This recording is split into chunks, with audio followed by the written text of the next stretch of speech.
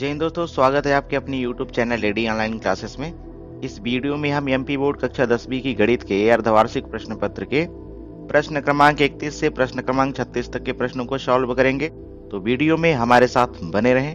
अब चलिए वीडियो को शुरू करते हैं। प्रश्न क्रमांक 31 है, संख्याओं की निम्नलिखित सूचियों में से कौन कौन से एपी नहीं है? यदि इनमें कोई एपी है तो उसके अगले दो पद लिखिए। तो यहां आपको सूचियां दी गई हैं। यदि सारबंतर समान रहा, एक जैसा रहा, तब तो ये एपी है, अन्यथा एपी नहीं होगी। ठीक है, तो आप इस प्रश्न का कुछ इस प्रकार से आंसर दे सकते हैं। यहां पर आपको सारबंतर निकाल लेना है सभी पदों से। यदि सारबंतर समान रहा तो यह सूची एपी होगी, अन्यथा नहीं होगी। आप इसे वीडियो को रोक करके भी देख सकते हैं। नंबर सेकंड यहां पर है, नंबर सेकंड भी एक एपी है। यहां पर ये नंबर थर्ड है और नंबर थर्ड में अंतर समान नहीं है, इसलिए यह एपी नहीं है। यहां पर ये नंबर 4 है, नंबर 4 में भी सारबंतर समान नहीं है, तो यह सूची भी एपी नहीं है। चलिए अगले क्वेश्चन की ओर चलते हैं।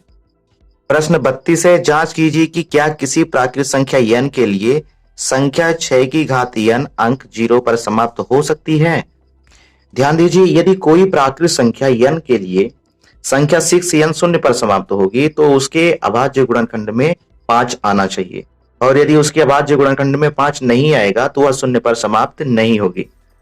लेकिन यहाँ 6 की पावर n दिया है और 6 के अभाज्य गुणनखंड 2 और 3 है। यहां पर इसके अभाज्य गुणनखंड 5 है ही नहीं, तो यह संख्या 0 पर समाप्त नहीं होगी।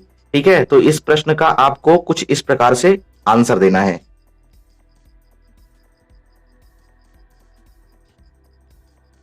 दोस्तों प्रश्न क्रमांक 33 है, परिमेय संख्या 43 बटे 2 की घात 4 5 की घात 3 दशमलव के कितने स्थानों तक शांत होगी?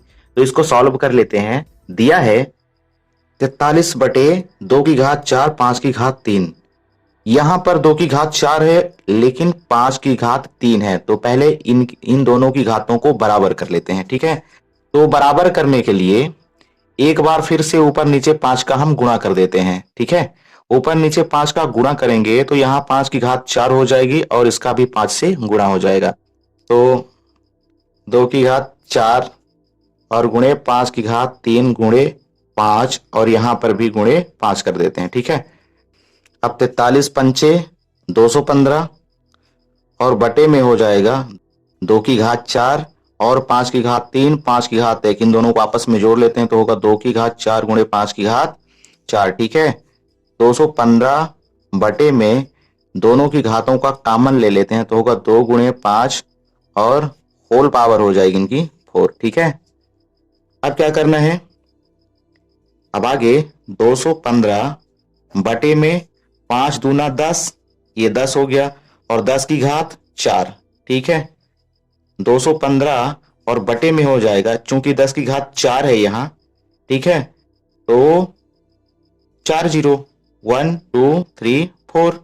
अब 215 बटे 10,000 को दशमलव के रूप में लिखने के लिए हम क्या करेंगे कि इस जीरो के लिए ये अंक हो जाएगा और इस जीरो के लिए ये अंक, इस जीरो के लिए ए अंक, लेकिन इस जीरो के लिए कोई अंक नहीं है तो यहां पर हम जीरो बना लेते हैं। तो यहां 5 1 2 और 0। ठीक है, अब सभी जीरो के लिए अंक हो चुके हैं। अब एक जो होता है तो एक दशमलव के लिए होता है, तो यहां दशमलव पुट कर देंगे और ये 0। ठीक है, तो हमें प्राप्त हुआ 0.0215 जो कि दशमलव के 4 स्थान है। तो हम कह सकते हैं कि यह परिमेय संख्या दशमलव के 4 स्थानों तक शांत होगी। तो लिखेंगे अतः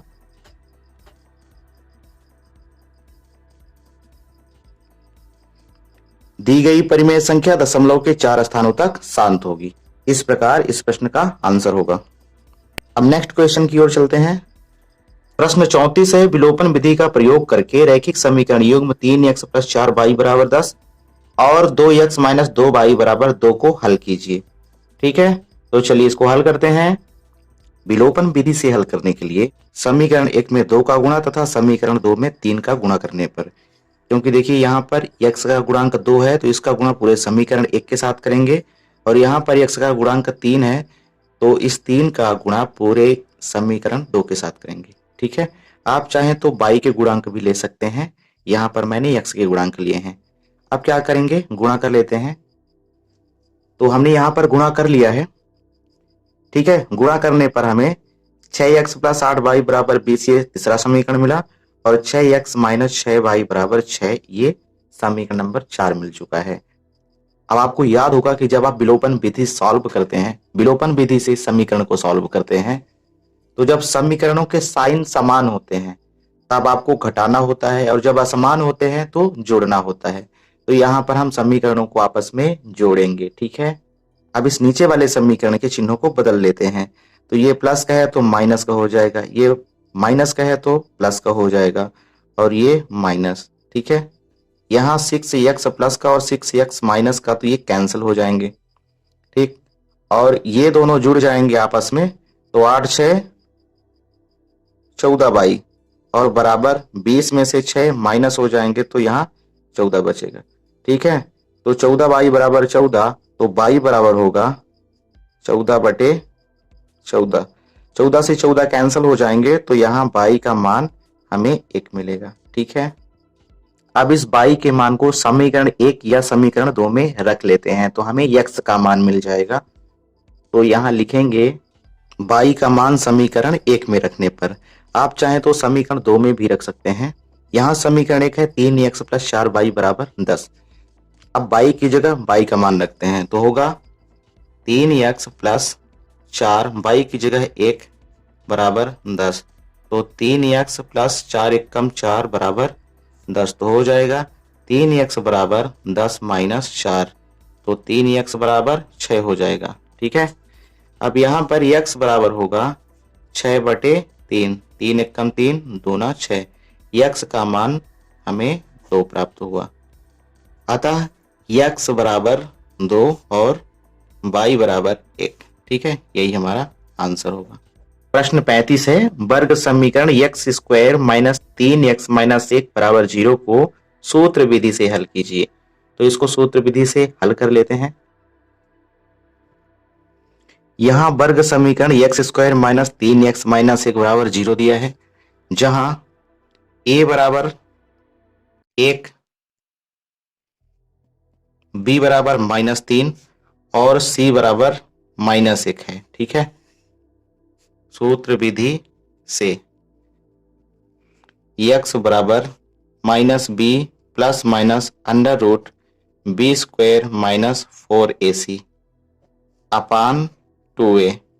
ठीक है, तो यहाँ हो जाएगा x बराबर b की वैल्यू है -3, तो यहाँ माइनस और -3 plus minus under root b -3 का स्क्वायर माइनस 4, a की वैल्यू है 1 और c भी है माइनस का 1। ठीक है, अपान में हो जाएगा 2 और a की वैल्यू है 1, तो होगा x बराबर माइनस माइनस प्लस, तो ये 3 हो गया, प्लस माइनस अंडर रूट 3 का स्क्वायर 9 होता है, तो 9 माइनस और ये माइनस प्लस 4 एकम 4। ठीक है, तो प्लस 4 और बटे में हो जाएगा 2 एकम 2।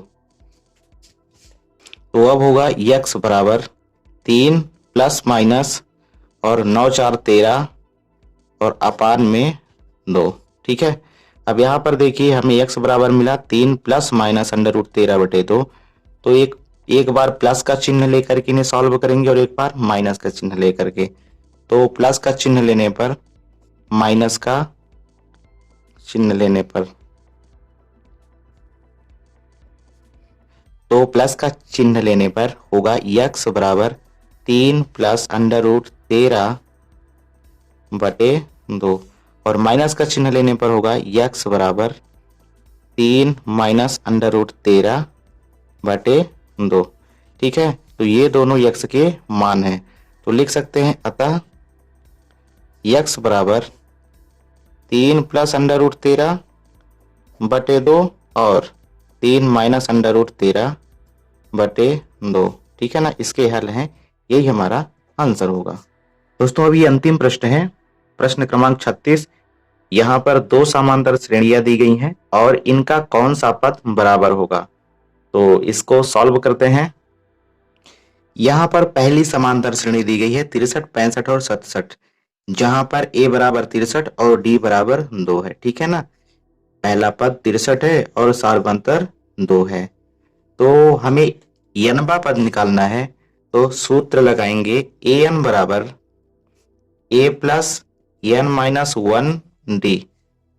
तो यहाँ होगा a 63 है तो 63 प्लस n माइनस 1 और डिफरेंस 2 का, तो होगा 63 प्लस और ये 2n प्लस माइनस माइनस 2 एकम 2, तो 63 में 2 माइनस हो जाएंगे तो हमारे पास 61 और 2n, तो लिखेंगे 2n और प्लस का 61 बचा। ठीक है ना, इसको हम समीकरण फर्स्ट नाम दे देते हैं।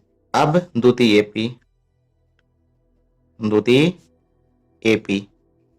एपी है 3, 10, 17, जहां पर a बराबर 3 है और d बराबर हमारा सार्वंतर होगा 7।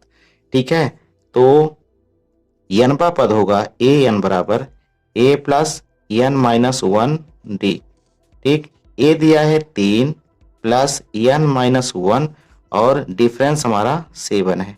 ठीक है, तो 3 हो जाएगा और 7 प्लस 7n और 7 एकम 7, तो माइनस 7 होगा। ठीक है ना, तो 3 और माइनस 7 को ऐड कर लेते हैं तो ये होगा माइनस का 4 और प्लस 7n, तो हम लिखेंगे 7n माइनस 4 और इसको नाम दे देते हैं समीकरण 2।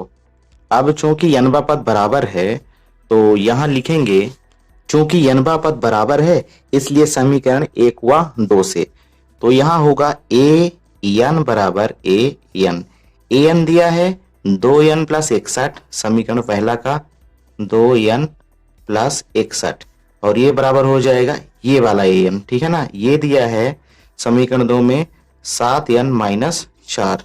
7n को लेफ्ट साइड लाते हैं और इधर 61 को राइट साइड भेजते हैं। ठीक है, तो यहाँ होगा 2n, ये प्लस का 7n है, इधर आएगा तो माइनस का हो जाएगा 7n और बराबर में माइनस 4 इधर बचेगा और इधर से 61 इधर जाएगा तो ये माइनस का 61 हो जाएगा। ठीक है, अब हो जाएगा हमारा माइनस का 5n और बराबर में हो जाएगा ये माइनस का 4 और माइनस का 61 मिला के माइनस के 65 हो जाएंगे, तो माइनस से माइनस कैंसिल हो जाएगा।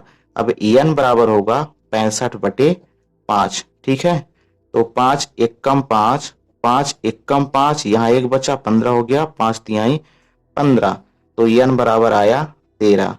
अतः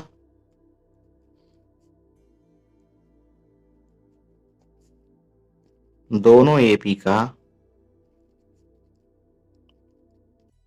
13वां पद बराबर है। ठीक है, इस प्रकार से आपको आंसर देना है।